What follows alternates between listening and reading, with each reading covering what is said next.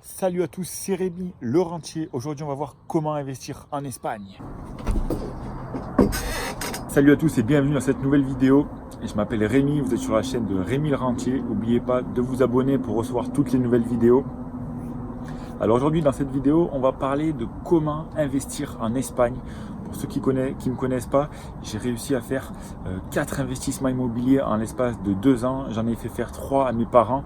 C'est toujours des biens normalement en dessous de 20 000 euros qui rapportent entre 6 à 9 000 euros à l'année de rentabilité. Je les ai fait investir quand j'avais 21 ans. Après, moi, j'ai fait mon premier investissement à l'âge de 22 ans. Un bien à 14 800 euros, 50 mètres carrés. Là, j'ai fini les travaux, je l'ai mis en location. Les 3 premiers mois, ça m'a rapporté 4 500 euros de revenus entièrement passifs. Et dans cette vidéo, on va parler rapidement comment investir en Espagne. Donc avant de commencer cette vidéo et vous expliquer les différentes étapes, j'aimerais vous dire que là, je suis dans un cadre idéal. Je suis à Dingy-Saint-Clair, je crois que ça s'appelle comme ça, c'est à côté de Annecy.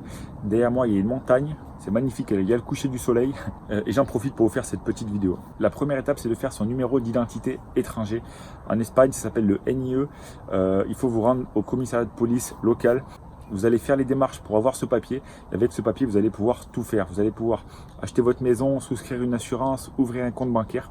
Vous allez pouvoir faire différentes choses. Et c'est ce papier-là, c'est un des papiers que je recommande avant de faire quoi que ce soit pour aller en Espagne. Après, l'étape numéro 2, ça va être, oui et non, d'ouvrir son compte bancaire parce qu'il y en a certains qui acceptent des paiements directement de France, mais c'est très rare. Et dans la généralité des cas, il faut ouvrir un compte bancaire en Espagne. Ça veut dire vous rendre dans une banque, mettre de l'argent sur le compte bancaire, après faire un chèque de banque pour pouvoir acheter votre bien.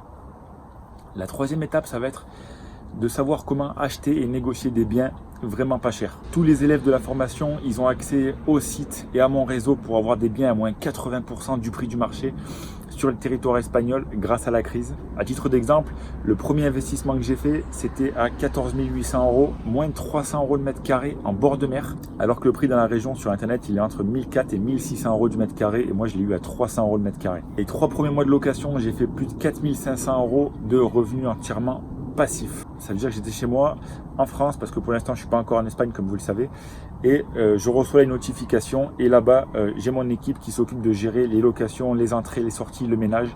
Du coup 4500 euros en 3 mois de location, c'est quand même pas mal pour un investissement à 14 800 euros. Je vous laisse faire le calcul.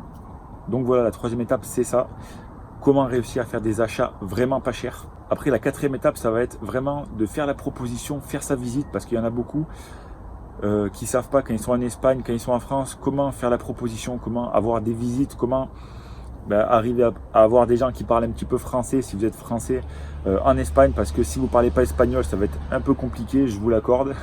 Après, il faut savoir qu'en Espagne, les biens sont souvent détenus par les banques, par les particuliers ou directement par les agences à travers les banques. Donc, c'est un peu complexe, il faut un peu connaître le milieu. Et la cinquième étape, ça va être de passer toutes les étapes et les procédures pour justifier de la provenance de vos fonds, pour prouver que votre argent est légal, déposer l'argent sur le compte et aller faire la signature au notaire. Donc, globalement, c'est ça, faire son NIE, ouvrir son compte bancaire, savoir dénicher les visites, savoir faire la visite et acheter son bien auprès du notaire. Après, il y a différents trucs et astuces à faire quand vous êtes en Espagne et quand vous êtes en France aussi avant pour préparer votre achat en Espagne.